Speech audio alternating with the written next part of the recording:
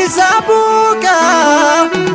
Gada today be kan duri babota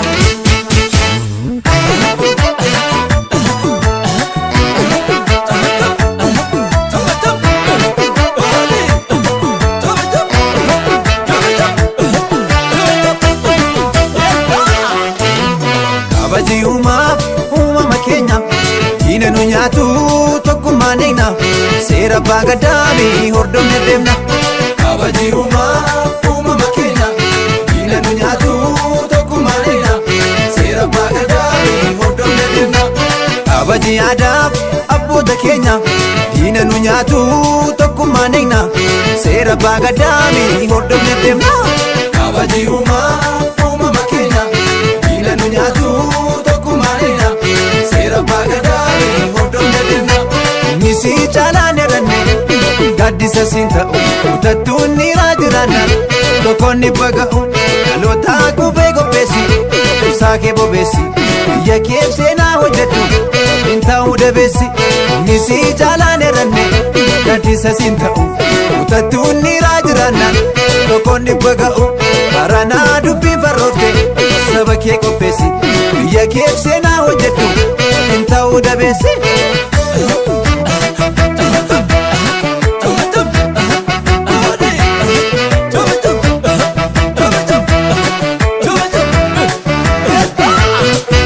Amma ka'ee kunoo sabni koo tokkoome gadaan olee buluuf hayyuu wali waame aadaa mallattoodha yoomiyyuu gurguru gadhee gammachiisuuf fuulduran gurguru Amma ka'ee kunoo sabni koo tokkoome gadaan olee buluuf hayyuu wali waame aadaa mallattoodha yoomiyyuu gurguru gadhee gammachiisuuf fuulduran gurguru Gaadaafillee gadoo kejibbine daangaa biyyaa irkanuun tiksine gaadaan bulu gadee si tiksine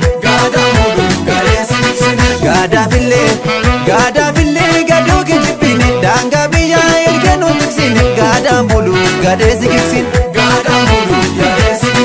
Gaadee taane kan garaan dursinu keessummaa lamoo hin bulchinu walii keenya huneen gudursinu Gaadee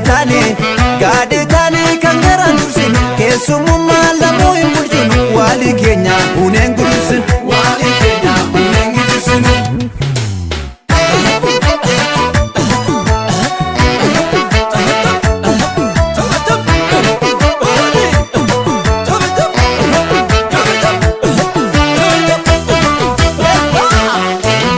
Kabaji uumama keenya Ina nu nyaatu tokkummaa neegna seera baagadaami hordofne deemna Kabaji uumama keenya Ina nu nyaatu tokkummaa neegna seera baagadaami hordofne deemna Kabaji aadaaf abboota keenya Ina nu nyaatu tokkummaa neegna seera baagadaami hordofne deemna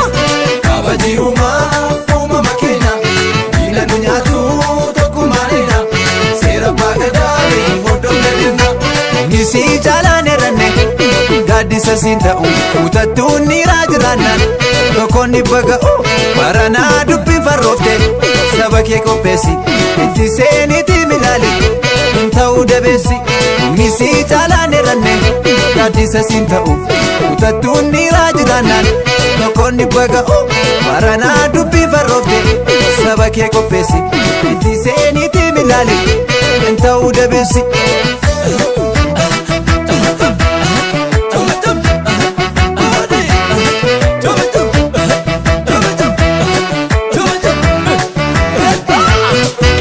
Amma ka'ee kunoo sabni koo tokkoome gadaan olee buluuf hayyuu wali waame aadaa mallattoodha yoomiyyuu gurguru gadhee gammachiisuuf fuulduran gurguru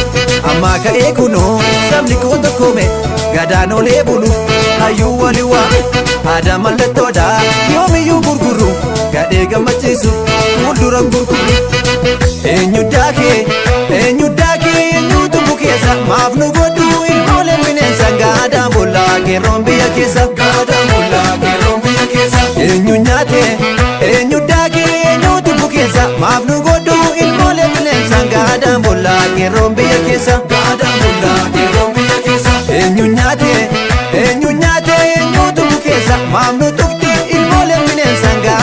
bullaa qeerroon biyya keessa. Gaadaan bullaa qeerroon biyya keessa. Eenyu nyaate